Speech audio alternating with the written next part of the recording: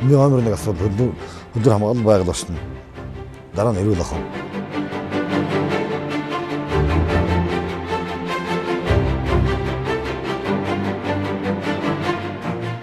Тэгээд одоо энэ миний энэ ард харагдаж байгаа техникүүд бол одоо энэ уурхайг анхал одоо нэгдэж ард түмэндээ өгөөж хэлэхэд ажиллаж эхэлсэн одоо техникүүд миний ард байж байна.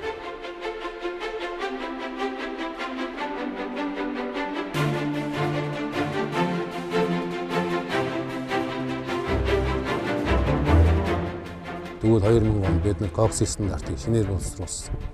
Ингээд Монгол улсад кокс хийж байгаа ганц цорын ганц одоо орон нутгийн үйлдвэрийн байгууллага манайх байх.